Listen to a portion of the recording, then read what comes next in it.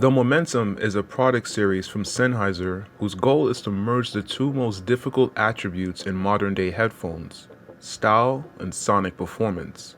Here before you is the refinement of the original Momentum that started it all, the Momentum 2.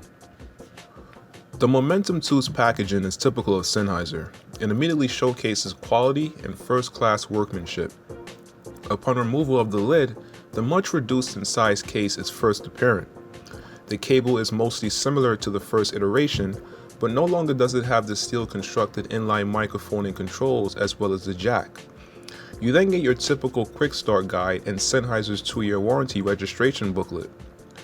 Now here is where the Momentum 2 simply outclasses nearly all headphones immediately.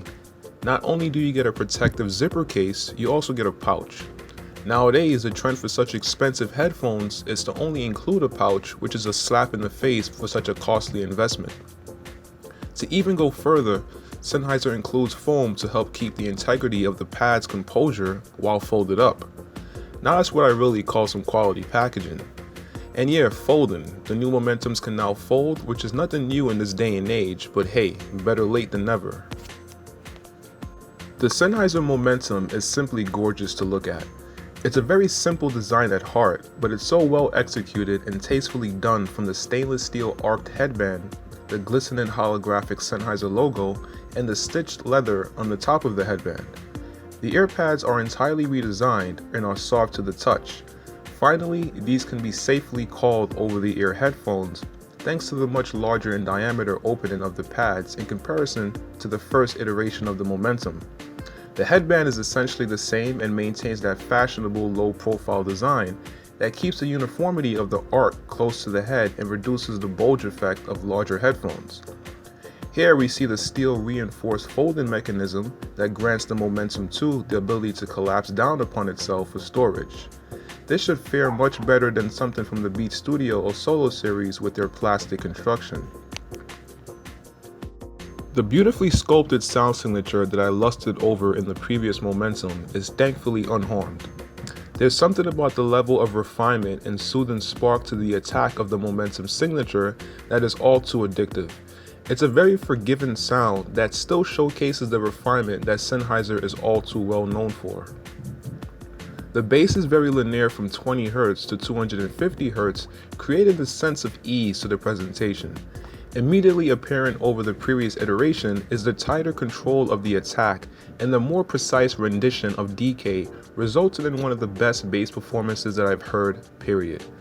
It doesn't quite reach that last bit of laser-tight composure of my planar magnetics like the Hi-Fi Man HE560, but boy does it deliver a dynamic slam when the music calls for it.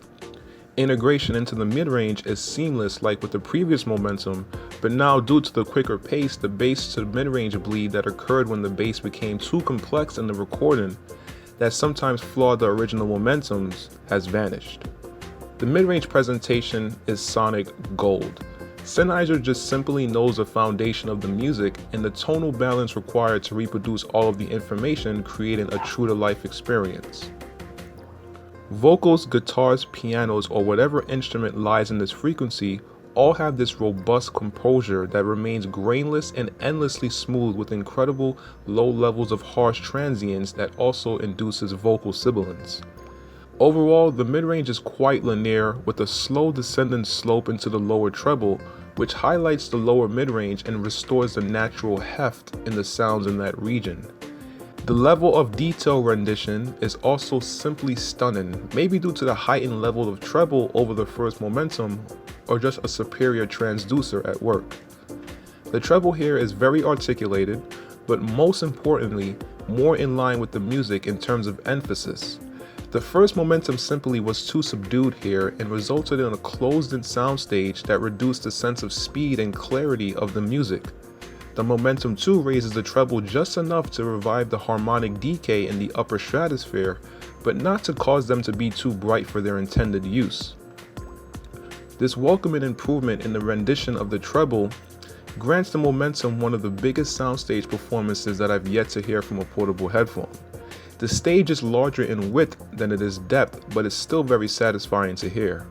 In summary, Sennheiser has listened to the feedback from its consumers and reconstructed the momentum both physically and sonically to better adhere to their goal, uncompromising mobile performance. Thanks for watching my video review of the Sennheiser Momentum 2. Later.